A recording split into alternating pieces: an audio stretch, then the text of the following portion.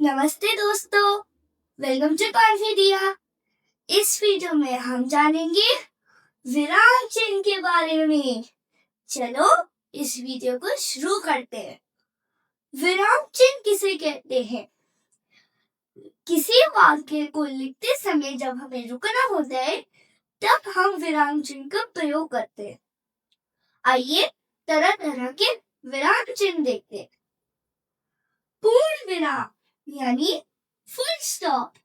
पूर्ण विराम वाक्य के अंत में लगता है, जैसे रिया कक्षा में पढ़ रही है के बाद वाक्य खत्म हो रहा है, इसीलिए हमने पूर्ण विराम लगाया है।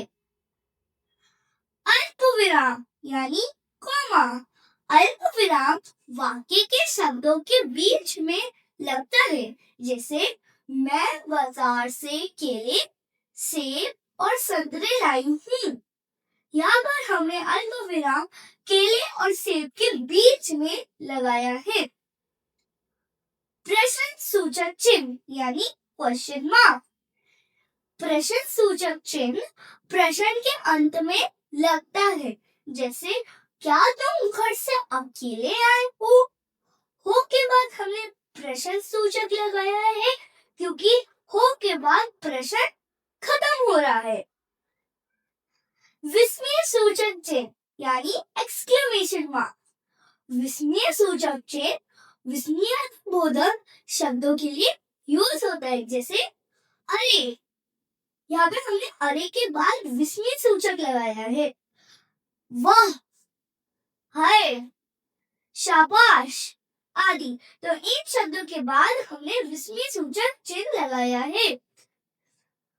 योजक चिन्ह यानी हाइफन। योजक चिन्ह इन शब्दों के लिए यूज होता है, जैसे दाल रोटी। तो हमने दाल रोटी के बीच में योजक चिन्ह लगाया। सुबह शाम, दिन रात, भाई बहन आदि। तो इन शब्दों के बीच में हमने योजक चिन्ह लगाया है। उपविराम यानी कोलन। उपविराम शीर्षक और विषय को अलग करने में यूज होता है, जैसे विज्ञान, वरदान या अभिशाप। तो विज्ञान और वरदान या अभिशाप को अलग करने के लिए हमने उपविराम यहाँ पे लगाया है। कृष्ण के कई नाम हैं, कान्हा, श्याम, मोहन। तो कृष्ण के कई नाम हैं और कान्हा, श्याम, मोहन, इनको अलग करने के लिए हमने उपविराम यहाँ पे लगाया है। अर्धविराम यानी सेमीकोलन। अर्धविराम दो वाक्यों को जोड़ने में मदद करता है, जैसे मैं आज खेलने नहीं जा सकता, कल मेरी परीक्षा है।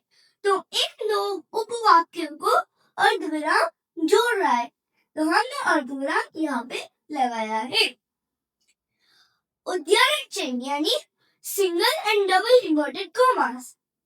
उद्धरण चिन्ह किसी वाक्य के जरूरी शब्दों को हाईलाइट करने के लिए यूज होता है, जैसे रामायण और महाभारत हमारे ग्रंथ है।